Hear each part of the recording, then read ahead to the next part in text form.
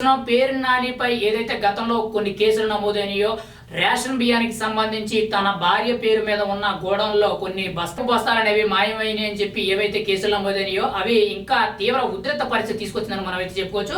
అయితే తాజాగా చూసుకుంటే పౌర సరఫరాల శాఖ మంత్రి అయిన నాదెండ్ల మనోహర్ అయితే కొన్ని కీలక విషయాలు తెలియజేయడం జరిగింది. 3708 బస్తాలు కాదు, 4847 బస్తాలు అనేటట్టు చాలా క్లియర్ కట్ గా చెప్పడం జరిగింది. అంటే దాదాపుగా కీలకంగా చూసుకుంటే ఇంకొక 1000 బస్తాలు అనేవి లెక్కలో నుంచి తప్పుకున్నాయి అనేటట్టు కొద్దిసేపటి కిందటే అధికారికంగా నాదెండ్ల మనోహర్ అయితే వెల్లడించడం జరిగింది.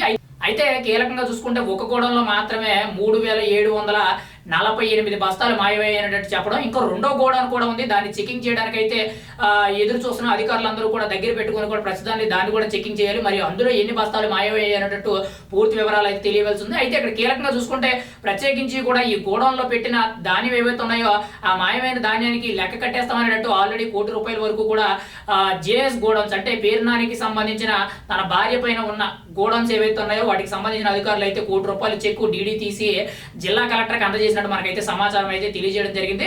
అంతేకాకుండా కీలకంగా చూసుకుంటే మరి ఈ రెండో గోడౌన్లో ఎంతవరకు మాయమయ్యాయి ఏంటి అనేది పూర్తి వివరాలు అయితే రావచ్చు. ఏదేమైనా సరే ఒక బాధ్యత కలిగిన పదవిలో ఉండి పేరు నాని ఇలా చేయడం అనేది కరెక్ట్ కాదు అనేటట్టు పౌర సరఫరాల శాఖ మంత్రి అయిన నాదెండ్ల మనోహర్ అయితే చెప్పడం జరుగుతుంది. ఖచ్చితంగా ఏవైతే రేషన్ బియ్యం మాయమయ్యాయో ఆ రేషన్ బియ్యానికి తగ్గట్టు ఏవైతే అమౌంట్ ఈ వాల్యూ అమౌంట్ ఏదైతే ఉంటుందో అది కట్టించుకోవడం జరుగుతుంది. అంతేకాకుండా క్రిమినల్ కేసులు అనేవి ఆల్రెడీ నమోదు చేయడం జరిగింది.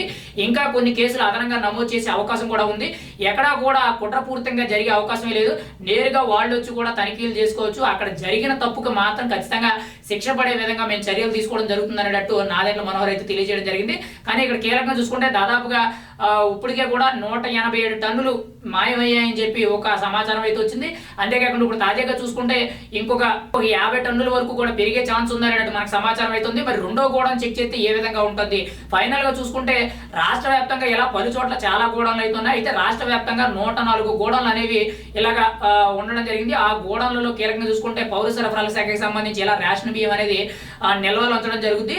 అక్కడి నుంచి నేరుగా రేషన్ షాపులకే కానీ లేదంటే ప్రభుత్వ స్కూళ్ళకే కానీ ప్రభుత్వ హాస్టల్స్కే కానీ లేదంటే అంగన్వాడీ కేంద్రాలకే కానీ ఆ బియ్యమే బయటికి వెళ్ళడం జరుగుతుంది. అయితే అక్కడ ఆ గోడౌన్లో ఏదైతే నిల్వ ఉంచిన బియ్యం ఉందో మరి అక్కడి నుంచి ఏ విధంగా మాయమైనవి, దొంగలు పడ్డారా లేదంటే పేరు నానికి సంబంధించిన వ్యక్తులు ఇవన్నీ కూడా మాయం చేశారా లేదంటే పేరు నాని హస్తం ఇందులో ఉందా అనేది మనకైతే తెలియవలసింది. ఏదేమైనా సరే ఆల్రెడీ ఇష్యూ గురించి సంబంధించి ఏదైతే ఈ గోడౌన్లో మిస్ అయిన బియ్యం ఉన్నాయో దానికి సంబంధించి లెక్క చెప్పాలి అనేటట్టు జేఎస్ గోడౌన్స్ అంటే పేరు నానికి సంబంధించిన గోడౌన్స్ యజమాని తన భార్య ఎవరైతే ఉన్నారో తనకు సంబంధించిన అధికారులు ఎవరైతే ఉన్నారో వాళ్ళకి నోటీసులు జారీ చేయడం జరిగింది. వెంటనే కూడా విషయం తెలుసుకున్న పేరు నాని అయితే ₹1 కోటి చెక్ అయితే డీడీ తీసి కట్టడం జరిగింది. ఏదేమైనా కానీ ఇది ఒక ఇల్లీగల్ యాక్టివిటీ అనేటట్టు ఏదేమైనా కానీ పేరు నాని అయితే ఒక ఇల్లీగల్ యాక్టివిటీకి పాల్పడ్డాడు అనేటట్టు కొన్ని ఆరోపణలు అయితే రావడం జరుగుతుంది. మరి రాబోయే రోజుల్లో ఖచ్చితంగా ఏం జరుగుతుంది? ఇప్పటికే కూడా పేరు నాని తన కుటుంబంతో సహా కూడా పరారీలో ఉండడం జరిగింది. ఇటువైపు హైకోర్టులో ముందస్తు బెయిల్ అప్లై చేయడం జరిగింది. మరి ఆ బెయిల్ వచ్చినట్లయితే పేరు నానికి తన కుటుంబానికి కొంత ఉపశమనం దొరికినట్టు ఉంటుంది. ఒకవేళ